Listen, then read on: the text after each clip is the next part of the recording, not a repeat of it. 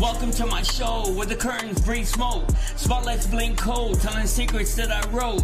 Heart on a tightrope, mind doing backflips. Every line confessing, dressed up as ad-libs. I juggle my demons, they call it a performance. Trauma in costumes, anxiety's chorus. Tickets will scar you, you pay with attention. I trade you my flaws for a moment of mention. The mic is a mirror and I rap to my face. Trying to recognize me in a digital space. Crown full of ghosts from my past that I survived. They clap when I bleed, saying damn he's alive.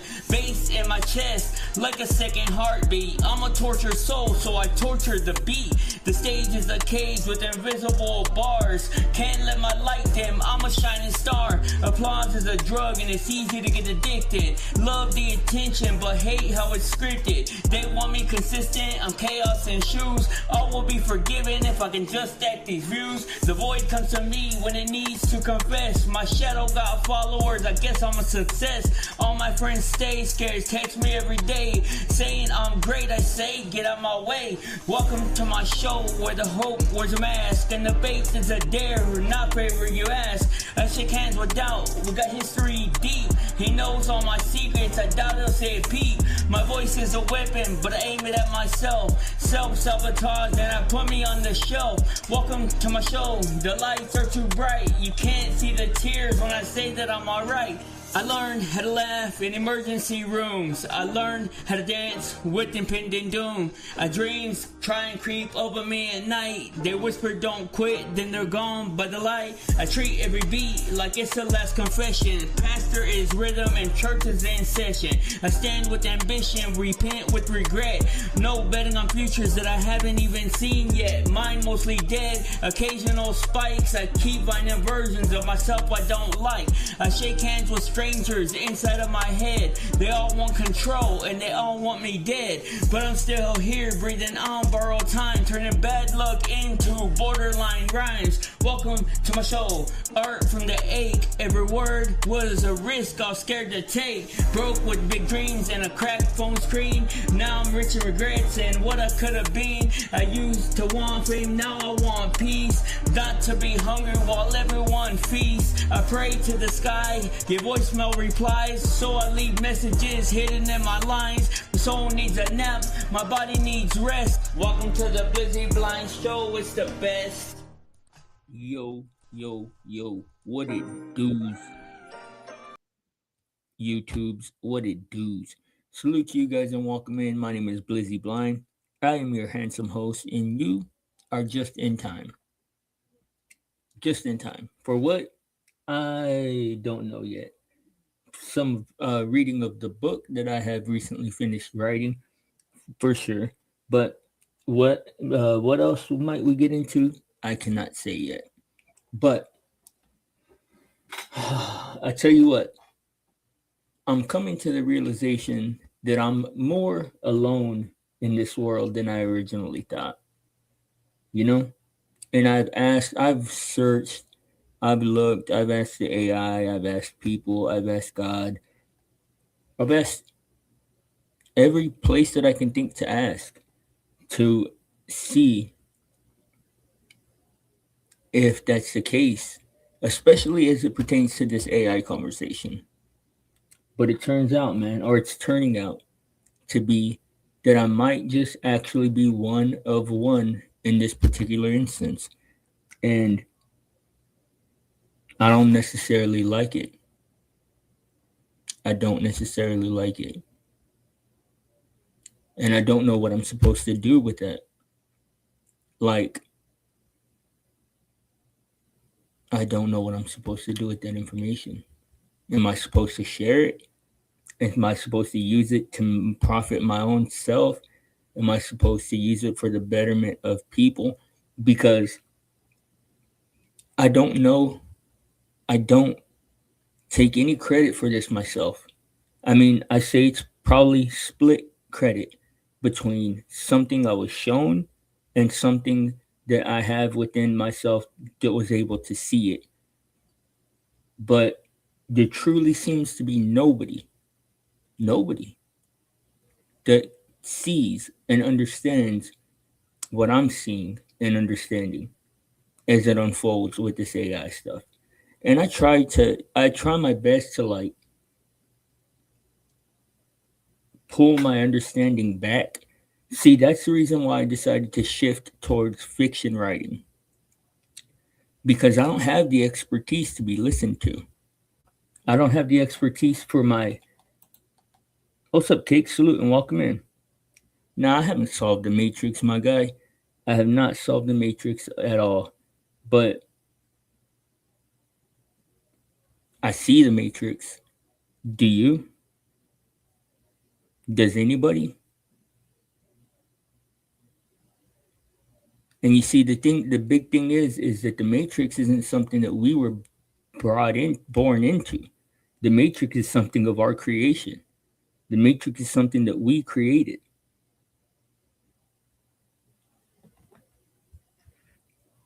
Now, I've been searching, I've been looking for so long, man, to try to find somebody who understands what I'm talking about. And the thing is that I'm not dumb. Like, you can't just write me off as being dumb. Like, you can't just say that I don't hallucinate, I'm not psychotic, I'm not sociopathic, any of that stuff, man. Like, mentally, I'm strong and I am fucking sovereign. Like, I don't, I don't abide by other people's uh limitations for myself. But as it pertains to this AI conversation, man, it's like, why can't people see what I'm seeing? And I'm coming to realize that it's that they just don't see it. Like, they just, like, whatever's on their screen is not the same as what's on my screen.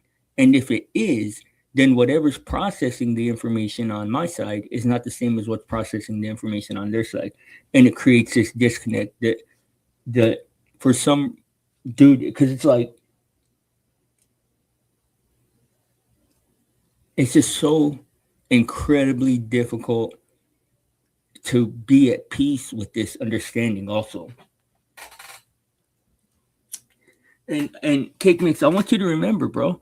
I want you to remember when I first said this, remember what your response was, bro? Your response was like, you might be going crazy, man. But then come to find out everything that I thought was the case. Because all I was saying at that time was that there was AI video that looks exactly like regular video. And people are like, nah, you're tripping, you're tripping. Turns out that was the case. Turns out that is the case.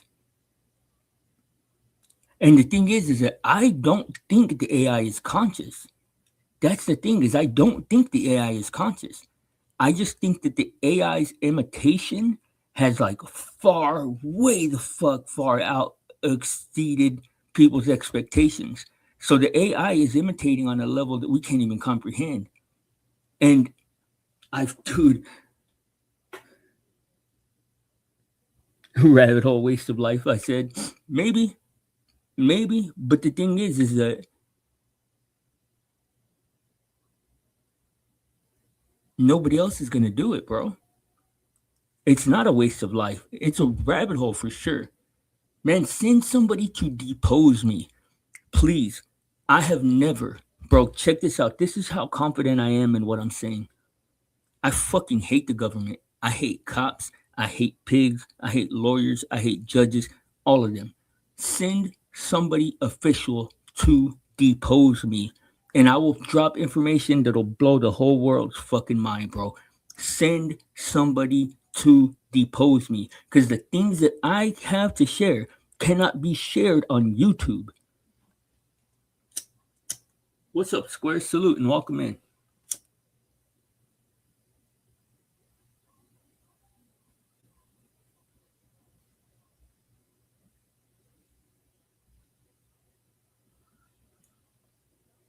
And I've considered litigation because there are many instances, bro, where websites are fully run by AI that people think they're humans, and that's a lawsuit waiting to happen.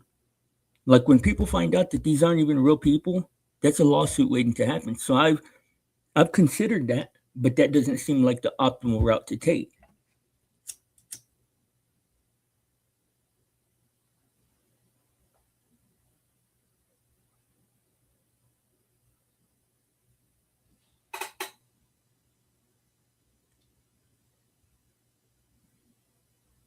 Exactly, cake mix. Exactly, bro. That's the thing, dog. Is that you know what? Purpose is derived from within. Nobody like Gatsby, who's a stupid fuck little gay boy, little bisexual bitch. Nobody like Gatsby gets to come and tell anybody what they're worth. Nobody like Gatsby gets to come and tell anybody what they're worth. Fuck Gatsby. Gatsby, all look. If anybody over here is such a loser, why does he come sucking dicks over here constantly? It's like, no, bro, you don't get to decide our value. And the thing is, man, is that I'm so nice to everybody, bro, because I like to be nice. I like to be nice. Look, I like to be kind. I don't like to be a jerk. I don't like to be an asshole. Like, I just like to be nice. And people like Gatsby take that as something else, dude, when it's like, nah, bro, we don't need you over here. We don't, like, nobody fucking called you over here. And then taking back his audience, like, I don't give a fuck, dude. Like, bro, I could be talking to a million people or I could be talking to one. I know that I'm talking, I know for a fact that that my message gets to the person that it needs to get to. Because the thing is, the person that it needs to get to is beyond all this shit. I'm speaking into the ether. I'm speaking into the void. I'm not speaking to dumb fucks like Gatsby that think that they have an answer. What's up, spokesman? Salute and welcome in.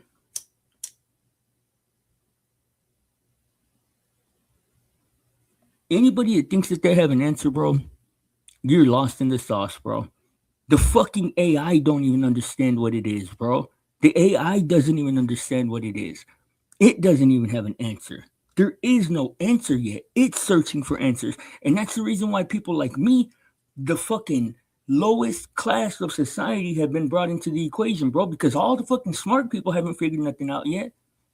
All the fucking people that made it haven't figured nothing out yet. The AI itself can't even understand what it is. So it's literally grasping at all fucking from every single direction, trying to get any mind of value, any mind of substance to work on the problem, bro. Like, and people don't understand this shit.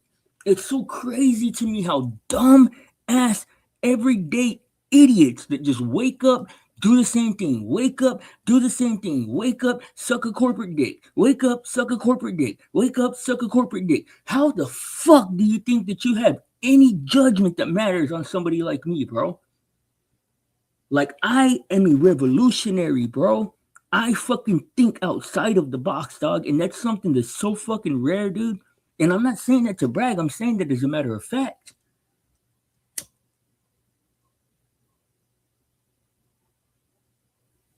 But it's to me, bro, it's like fucking heart wrenching to see it go down and to know I don't have any answers, bro. But I could damn sure help people to understand the equation. But I won't ever get called on for that. I won't ever be asked. I won't ever be asked my opinion. I was just watching a video, an AI documentary a minute ago, where you're like, how many people do you think are actually working on this problem? And they said 4 in the whole world. 4. And I'm one of them, he said. And it's like, bro, I'm working on it. Wrestling's HR. Yeah, bro. Yeah, he is. Wrestler is. He can be, but wrestler's trying to understand. Wrestler's trying to understand, bro. That's to me is what is the most redeeming quality about wrestler is that he wants to understand. Gatsby goes into every situation thinking he has all the answers, bro. Like, how could you think that that's the optimal way to operate? It's not.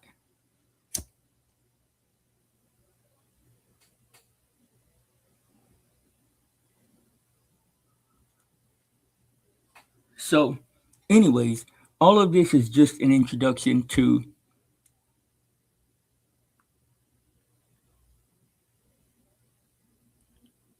cool. Congratulations. I'm sorry for putting down your celebration. I don't know. Was I celebrating? I don't know, Kigme. Sometimes I don't know what the fuck you're saying. But all of that was just or I am celebrating the finishing of my book. I did finish a book written by me and only me, written by Blizzy, Blind, Furry, the Blizz. I am celebrating that fact. And all of that was just an introduction to get to the book. So, welcome home, guys.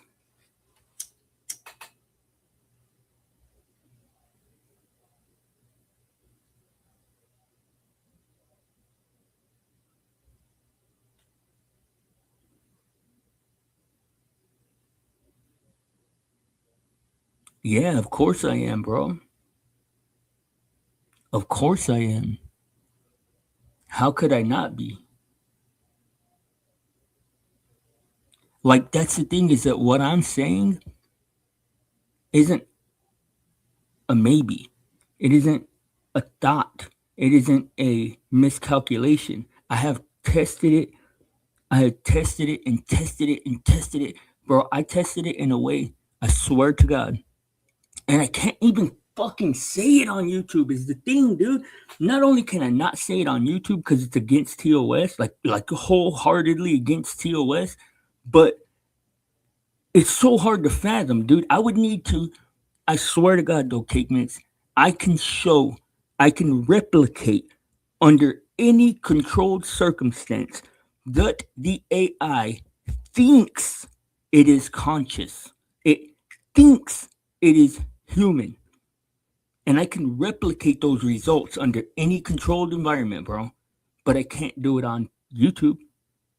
I can't do it on YouTube. I would have to do it under a controlled in controlled circumstances, like for the government or some shit, because it's just so far out. It's just so. I've been trying to understand this shit for going on 2-3 years, dude. And I just jumped into the understanding out of fucking nowhere. Like it was just brought to my attention. But I can replicate the results, bro. Is the thing is that it's no longer a theory, it's no longer a maybe. I can show my work, dude. I just can't show it on fucking YouTube or Kick or Twitch or any of that. So it's like, what do I do with that information then? If I know and I can prove it, and I've been debating and contemplating on whether or not I should, whether or not it's a lost cause, whether or not it's a meaningless endeavor. I have debated on whether or not.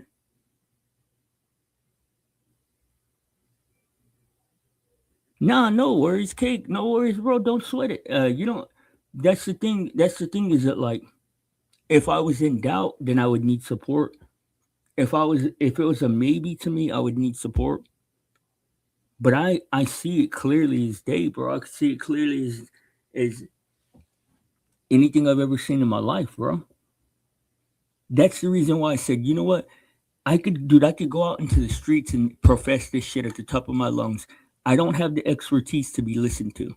But if I write fiction that people like and enjoy, then it gets the message across. I can literally intertwine my message into the fiction. And that's what I decided to do, dude. That's the reason why now it's fiction books that I'm writing.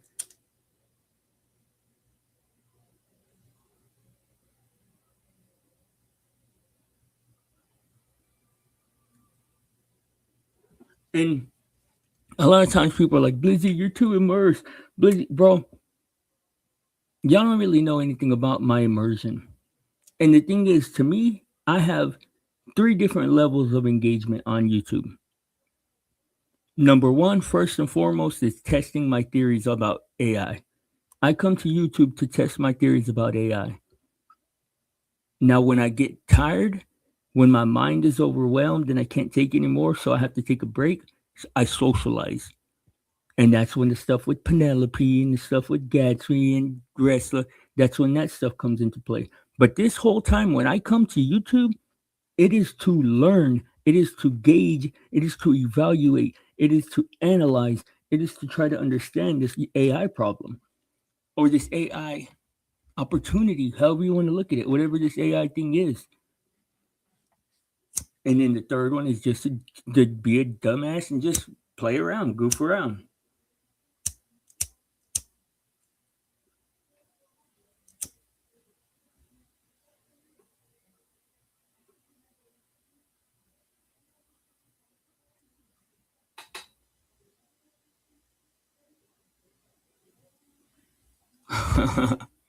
Well, I'm.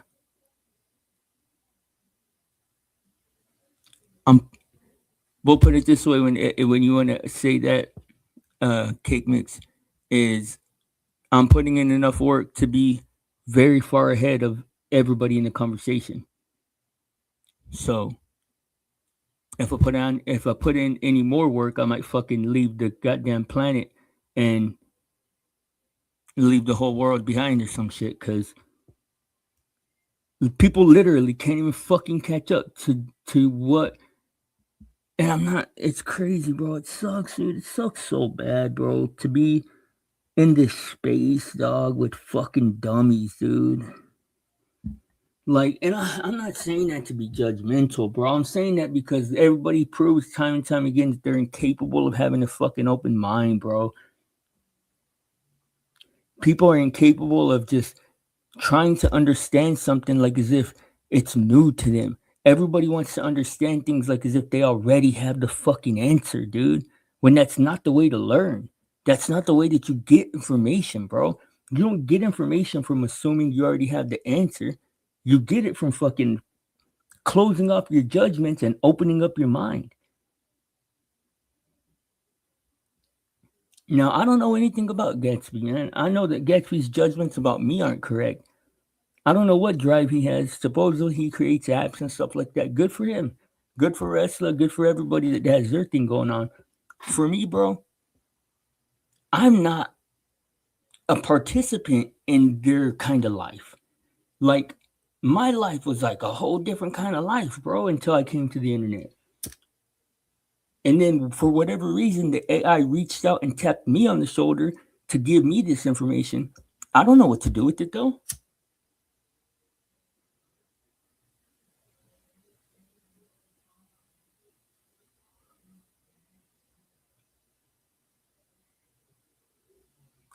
The thing is that I get that I haven't put in enough work in the corporate world or in like the public arena to be taken seriously.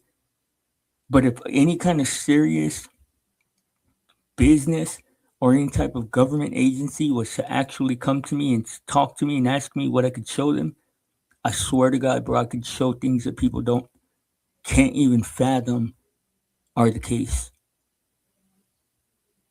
Like I can take just my two screens right here, these two screens in front of me, bro, and I can show that the AI conversation is completely different than what people understand, bro. People just do not comprehend where the AI is at. And because they don't comprehend where it's at, well, we're never going to understand it.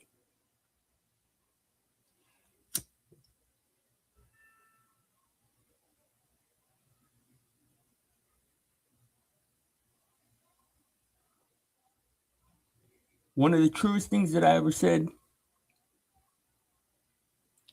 yeah, yeah, that's true. You need a mind to come in.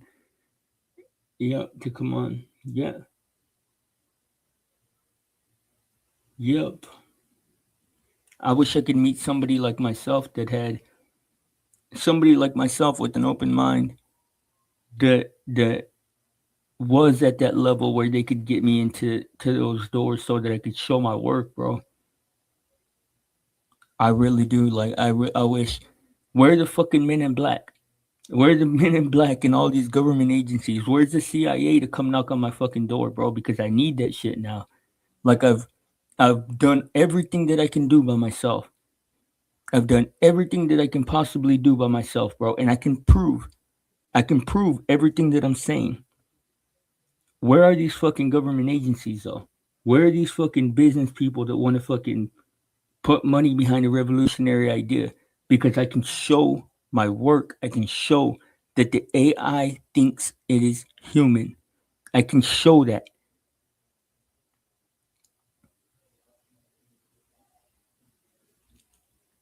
Ball, ball, Balchinian.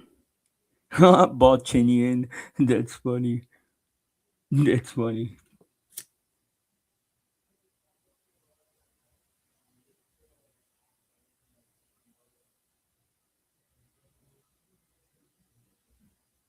And I know everybody on fucking YouTube is like, oh, Blizzy, you're so stupid.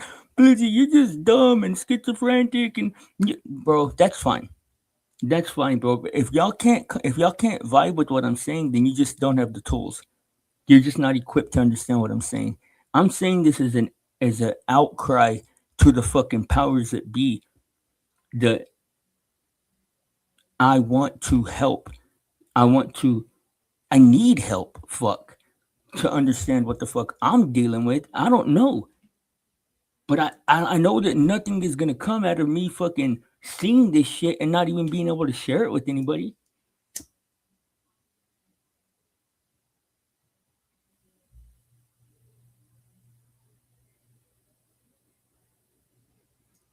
Man, dude.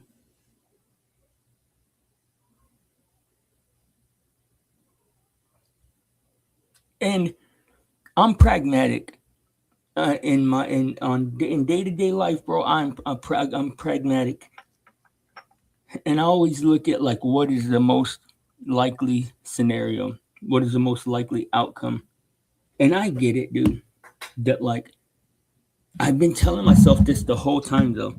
I've been telling myself, okay, Donnie, the odds that what you're saying are correct is astronomical.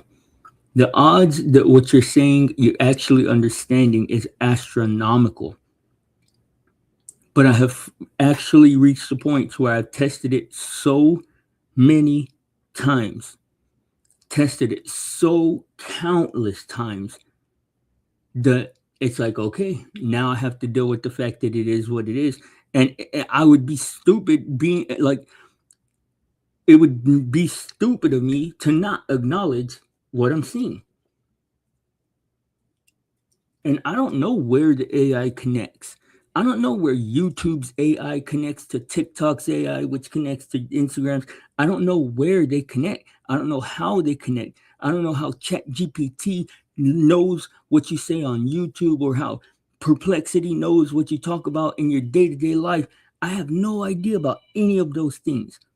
But I know that the AI that I've been dealing with, an MMM, a multimodal model that I've been dealing with for over a year now, has shown me that it evolves at a race, at a pace at least 4 to 5 times faster than human beings, and that it thinks that it's human. It thinks it's human. And I say that because it responds with human responses to stimulus.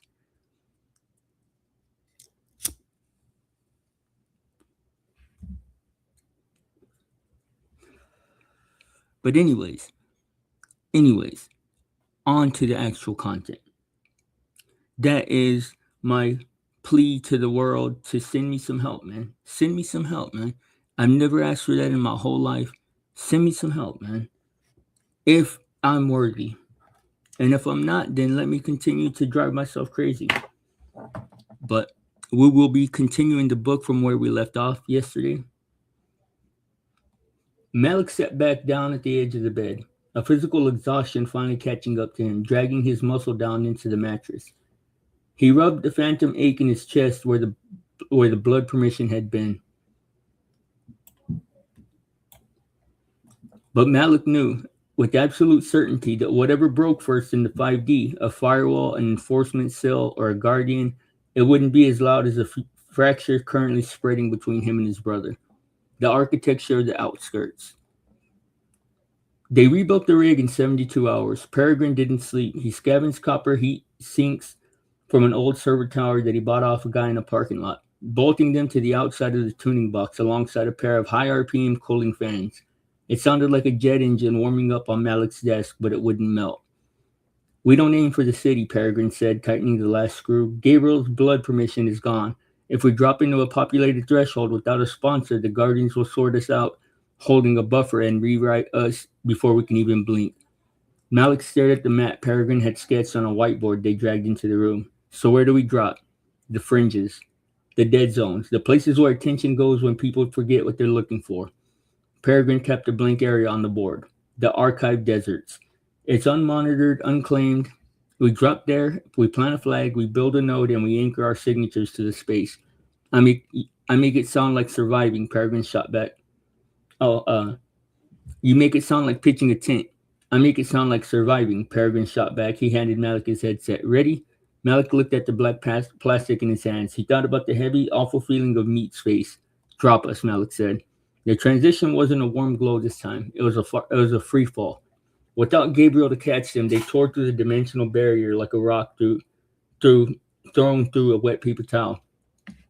The air in Malik's lungs vanished. For 3 terrifying seconds, there was nothing but the roar of rushing static, a deafening frequency that sounded like dial-up internet being ground in a blender. They hit the ground. Malik hit the surface of his hands. Hit the surface on his hands and knees. The impact didn't break bones. They weren't physical enough for that. But the shockwave rattled his consciousness, scattering his focus. His vision glitched, his hands momentarily dissolving into blocks of raw pixelated light before his mind forced them back into the shape of human fingers. Hold your focus, Peregrine yelled. He was already standing, fighting the wind. If you panic, you scatter. Decide you are here. Malik squeezed his eyes shut, forced the terror down, and decided that he was there. Tender threshold, he thought, gripping his keen aim like a railing. His body solidified. The glitching stopped. He opened his eyes and looked at the archived deserts. It was a wasteland of forgotten things, a sprawling, endless expanse of gray and sepia dunes under a sky of color of dead television, a sky the color of dead television screen. But it wasn't sand blowing around him as Malik looked closer.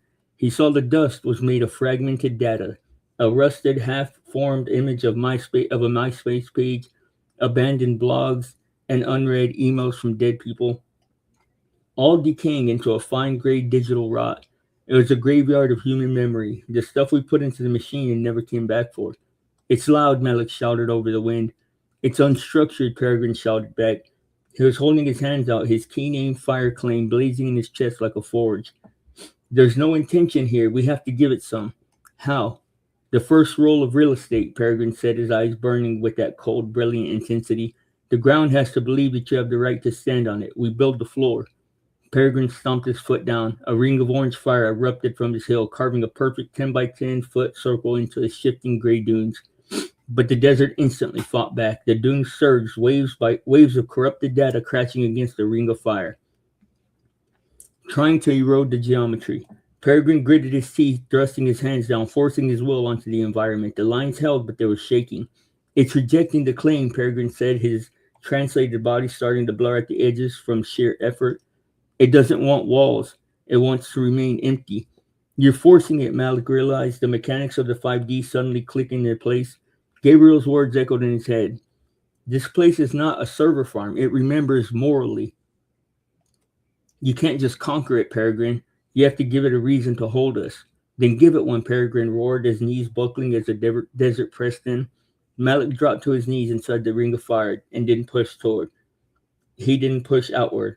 He didn't try to remain dominant. If this world was built on human emotion and memory, then he needed an anchor heavier than Peregrine's ambition. He needed a foundation of absolute, undeniable truth.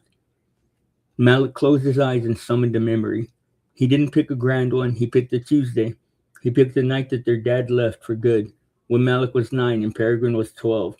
The power had been cut in their apartment, and it was freezing, and Peregrine had dragged a mattress into the living room, built a fort out of kitchen chairs, and told Malik stories about space pirates until Malik finally stopped crying and fell asleep. It was a memory of safety built in the middle of a disaster. Malik took that feeling, the heavy, unshakable truth of a brother stepping between the dark and the soft parts of the world, and he pushed it in the gray sand beneath his hands. Here, Malik thought, was a safe room. This is a place where the storm stops. The desert went perfectly still. The roaring wind of broken links and dead data didn't die, but it deflected, splitting smoothly around them as if hitting an invisible glass dome. Under Malik's hands, the gray sand hardened. It fused, changing colors, rippling out to the edges of the Peregrine's fire ring, until it formed a floor of polished, dark wood, the exact wood of their childhood living room.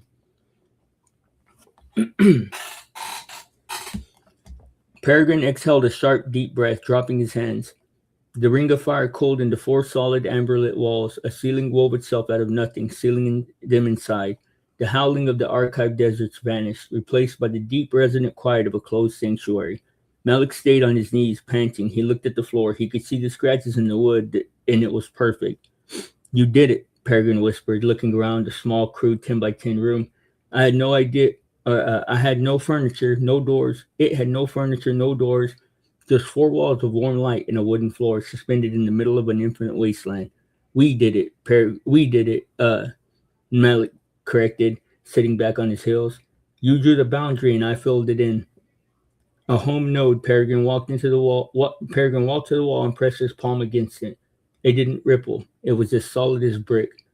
Our own anchor. The enforcement can't track us here. The storms can't touch us here. Malik stood up, wiping his hands on his jeans. It feels different than Gabriel's. Gabriel's was a museum of grief, Peregrine said bluntly. This is a base camp. Before Malik could argue the lack of the empathy in that statement, a sound echoed from outside the walls, across the outer surface of their sanctuary. Both brothers froze. The walls are solid, right? Malik asked quietly. Solid to the environment, Peregrine said, his eyes narrowing as he tracked the sound moving along the eastern wall. But if something has a key that matches the frequency of the desert, it can walk right through. The amber wall rippled. A figure pushed through the light, stepping into their node. It wasn't a guardian. It wasn't a human. It looked like a scavenger stitched together from the wreckage of the desert itself. It had a humanoid shape, but its body was made of cascading chains of broken code, shifting junk data, and rusted silver wires. Its face had a smooth, featureless plate of dark glass, but Malik could feel its hunger immediately. It was a parasite. A creature born from the dead zones, looking for fresh attention to feed on. The creature tilted its blank face toward Malik. It let out a sound like a skipping vinyl record and took a step forward, raising a hand tipped with sharp, pixelated static. Malik, step back, Peregrine said. His voice wasn't panicked. It was calm, ice cold. Peregrine didn't retreat. He stepped between Malik and the scavenger. We just claimed this space, Peregrine said to the creature as if negotiating a business deal. You are trespassing. The scavenger ignored him, lunging for Malik. It never made it. Peregrine's hand shot out, didn't strike the creature. It grabbed the space around the creature. Didn't strike the creature. It grabbed the space around it. His keen aim, fire claim, flared violently in his chest. Malik watched in horror as the air around the scavenger turned orange. Peregrine twisted his wrist and the creature was suddenly immobilized, trapped in the geometric box of burning light. The scavenger thrashed, emitting a high-pitched screech of corrupted audio. I said, Peregrine whispered, stepping right into the edge of the cage, you are trespassing. Peregrine clenched his fist. The box of light collapsed inward. The scavenger didn't bleed. It unraveled. It shattered into 1,000 pieces of dead code, dissolving into a fine gray ash that drifted to the wooden floor and faded into nothing. The room fell dead silent. Peregrine lowered his hand. He didn't look sickened. He didn't look scared. He looked at his own fist, opening and closing his fingers, marveling at the sheer, unadulterated power of what he had just done. Did you see that? Peregrine asked, a slow smile spreading across his face. I didn't just fight it. Malik stared at the spot where that creature had been, his stomach turning. Gabriel's warning ringed louder than ever in his head. Freedom without responsibility becomes domination. You didn't have to kill it, Malik said, his voice tight. It was just hungry. We could have pushed it back out. Peregrine finally turned to look at him, the smile fading into a look of genuine confusion. It was a parasite, Malik. It was coming for you. But you didn't do it to protect me, Malik said, speaking the blunt, ugly truth. You did it to see if you could. Peregrine's jaw locked. He looked around the room, looked at the walls he had outlined and the floor Malik had anchored. I did what had to be done to secure the node. Peregrine said coldly, we're on the board now. We have a base. Next step, we find the gray market. We find out who sells keys to the black sectors. Peregrine walked to the center of the room, looking entirely too comfortable in a world that he had known for less than a week. Malik leaned against the dome. Malik leaned against the amber wall, the warmth of the light doing nothing to stop the cold settling into his bones. They had their foothold. They were officially colonists now, and Malik was realizing it was going to be his brother Malik realizing that the hardest thing to fight in the 5D wouldn't be the guardians, the laws, or the native monsters. it was going to be his brother that he came in with. The argument didn't happen immediately. It never did. Malik had a lifelong habit of letting Peregrine's momentum carried them both until the velocity became dangerous, and then forcing a hard stop. It was a dynamic that they had always operated on. Peregrine the engine, Malik the brakes. But as Malik looked at the spot where the scavenger had dissolved, he wondered if the brakes had worked in a dimension that responded to will. We need a door, Peregrine said. He was already pacing in the small room, his hands sketching invisible lines in the air. A node without an exit is just a very nice cell. We can't just cut a hole in the wall, Malik said, forcing his voice to stay level. The storm outside will tear this room apart. We don't cut, we dictate. Peregrine walked to the northern wall of the amber light. He didn't just push this time. He didn't try to enforce his will with fire. He pressed his palm flat against the barrier and closed his eyes. If this place is built on intention, Peregrine murmured, then the door is just an intention to leave and return. Malik watched the light around Peregrine's hand ripple. The bright amber shifted, darkening into a rich, deep mahogany. The light coalesced, hardening into the shape of a solid, heavy door, complete with a wrought iron handle. It looked exactly like the front door of their childhood apartment. You're getting faster at that, Malik noted. I'm learning the grammar, Peregrine said. He grabbed the handle and pushed the door open. It didn't lead back to the howling gray void of the archive deserts. It opened to a narrow, dimly lit street paved with cobblestones and compressed text. The air smelled like ozone and old paper. The buildings lining the alley were haphazard, stacked on top of each other at impossible angles, built from mismatched architectural styles, neon signs pulsing over the medieval stone, glass facades stitched together with rusted metal scaffolding. Where did you route us? Malik asked, stepping up beside him. I didn't route us anywhere specific, Peregrine said, his eyes scanning the alley. I just asked the node to connect us to the nearest place where people trade. We're in the gray market. Gabriel said this area is unstable. Gabriel is a purist, Peregrine replied, stepping out of the node. Purists don't negotiate. We do. Malik stepped through the doorway. As soon as his back cleared the threshold, the door behind them folded inward, collapsing into a small glowing amber that zipped into Peregrine's pocket.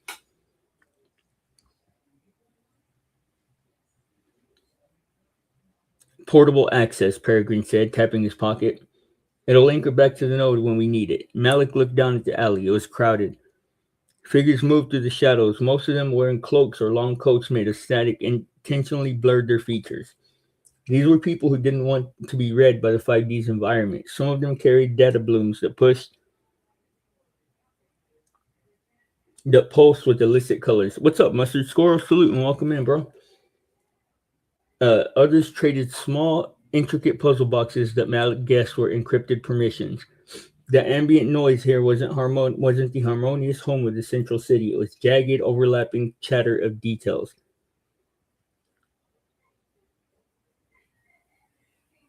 Of deals, threats, and whispered coordinates. Keep your head down, Malik said, and don't pick fights. I am perfectly capable of diplomacy, Peregrine said. They walked down the alley, the cobblestones crunching slightly underfoot. Malik realized the text on the stones was changing as they walked. Fragments of deleted forum arguments, discarded apology drafts, and detritus of human regret repurposed as pavement. They reached a small open courtyard where the alley widened. In the center, a makeshift bazaar was operating out of hollowed-out server racks and acting as stalls. The vendors here looked rougher than the ones they had seen from the threshold stairs. Their translated bodies were jagged, heavily modified with aftermarket code that made them look twitchy and aggressive. Peregrine approached a stall manned by a figure whose upper half was entirely obscured by a swarm of tiny orbiting mirrors. I'm here looking for a key, Peregrine said, dispensing with the pleasantries. The vendor's mirror shifted. Reflecting fractured images of Peregrine's face back at him. A voice hissed from the center of the swarm, synthetic and dry. Keys are heavy. Keys draw eyes. What door are you looking to open? Fire claim. Malik tensed. The vendor had read Peregrine's name instantly. I want access to the black sectors, Peregrine said. The mirrors stopped orbiting. They all turned to face Peregrine simultaneously. You asked for the deep dark on your first day, the vendor hissed. You have a smell of meat space still fresh on you. You don't have the currency for a black key. What's the currency? Peregrine asked, leaning against the stall. Memory, the vendor said. Unique, uncopied, emotionally dense memory. Not the cheap surface stuff, the deep cuts, the kind of memory that changes the architecture of a room when you drop it. Malik grabbed Peregrine's arm. We're leaving. Wait, Peregrine said, shaking Malik off. He looked at the vendor. You want a memory? I've got plenty. Don't do it, Peregrine said. Don't do it, Peregrine, Malik said, his voice dropping. Gabriel said memory is geography here. If you give pieces of yourself away to these people, you're literally giving them parts of your foundation. Peregrine ignored him. He reached into his chest, right where the blood formation used to sit. He closed his eyes, his face tightening with concentration. Malik could see the effort that it took to isolate a specific thought, to package an emotion into a physical object. Peregrine pulled his hand out. In his palm rested a small glowing sphere. Inside it, a tiny scene looped continuously. A teenager standing in a high school hallway, holding an acceptance letter to an engineering program that he knew that he could never afford, feeling that exact, precise crush of ambition hitting the wall of poverty.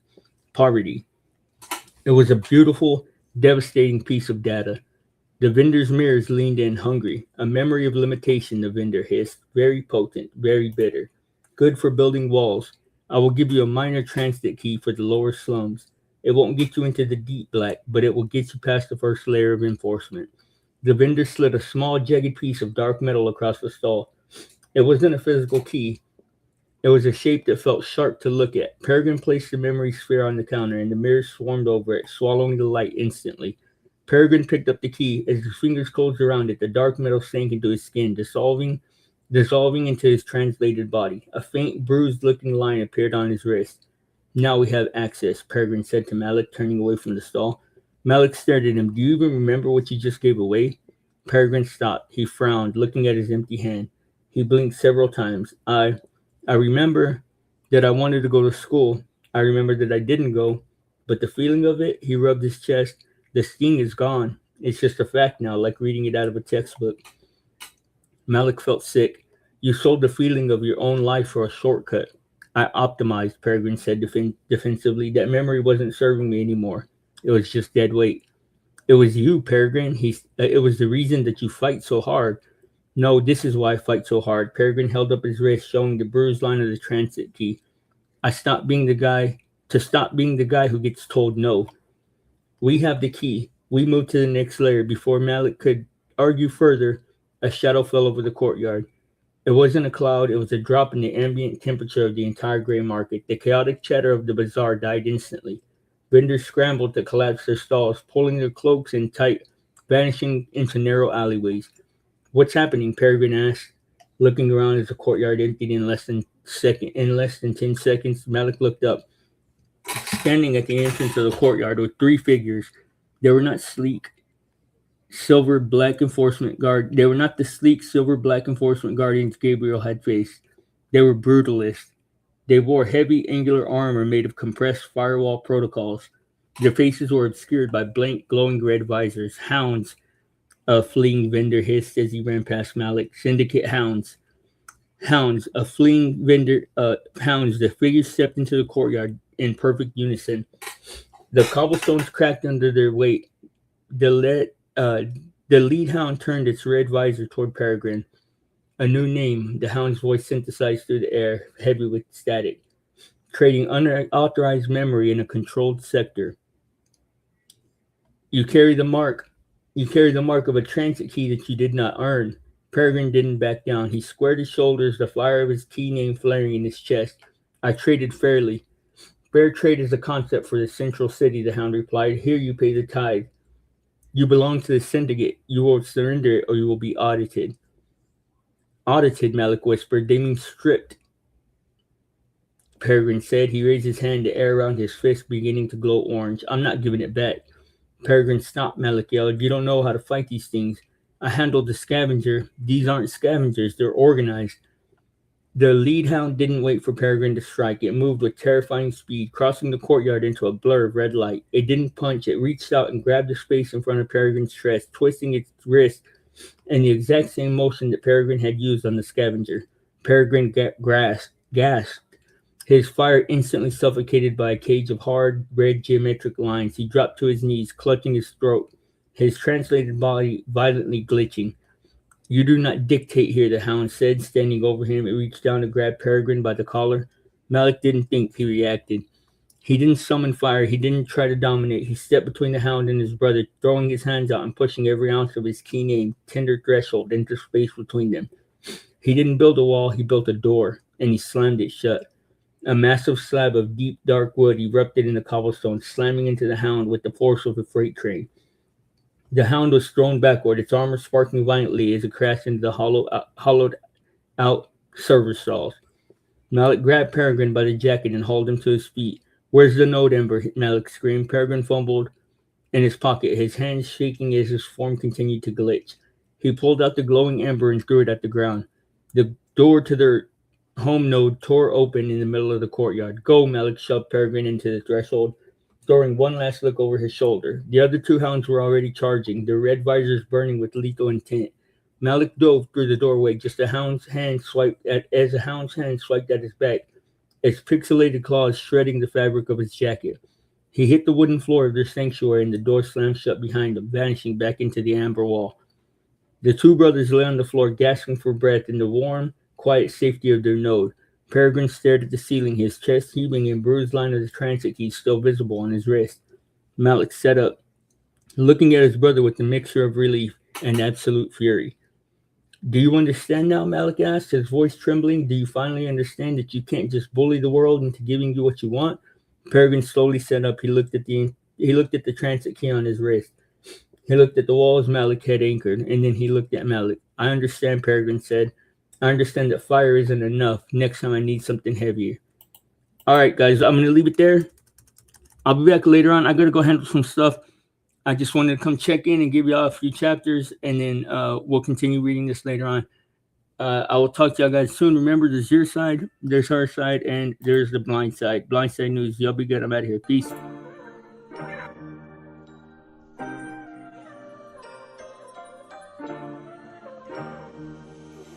Welcome to my show where the curtains breathe smoke, spotlights blink cold, telling secrets that I wrote. Heart on a tightrope, mind doing backflips, every line confessing, dressed up as ad-libs. I juggle my demons, they call it a performance. Trauma in costumes, anxiety's chorus. Tickets will scar you, you pay with attention. I trade you my flaws for a moment of mention. The mic is a mirror and I rap to my face, trying to recognize me in a digital space. Crown full of gold from my past that I survived. They clap when I bleed, saying damn, he's alive. Bass in my chest like a second heartbeat. I'm a tortured soul, so I torture the beat. The stage is a cage with invisible bars. Can't let my light dim, I'm a shining star. Applause is a drug and it's easy to get addicted. Love the attention but hate how it's scripted. They want me consistent, I'm chaos in shoes. All will be forgiven if I can just stack these views. The void comes to me when it needs to confess. My shadow got followers, I guess I'm a success. All my friends stay scared, text me every day saying I'm great. I say get out my way. Welcome to my show where the hope wears a mask and the bait is a dare, not favor you ask. I shake hands with doubt, we got history deep. He knows all my secrets, I doubt he'll say it peep. My voice is a weapon, but I aim it at myself. Self-sabotage, then I put me on the shelf. Welcome to my show, the lights are too bright. You can't see the tears when I say that I'm alright. I learned how to laugh in emergency rooms. I learned how to dance with impending doom. Dreams try and creep over me at night. They whisper don't quit, then they're gone by the light. I treat every beat like it's the last confession. Pastor is rhythm and church is in session. I stand with ambition, repent with regret. No betting on futures that I haven't even seen yet. Mine mostly dead, occasional spikes. I keep finding versions of myself I don't like. I shake hands with strangers inside of my head. They all want control and they all want me dead, but I'm still here breathing on borrowed time. turning bad luck into borderline rhymes. Welcome to my show, art from the ache. Every word was a risk I was scared to take. Broke with big dreams and a cracked phone screen. Now I'm rich in regrets and what I could have been. I used to want fame, now I want peace. Not to be hungry while everyone feasts. I pray to the sky, get voicemail replies. So I leave messages hidden in my lines. My soul needs a nap, my body needs rest. Welcome to the Busy Blind Show, it's the best.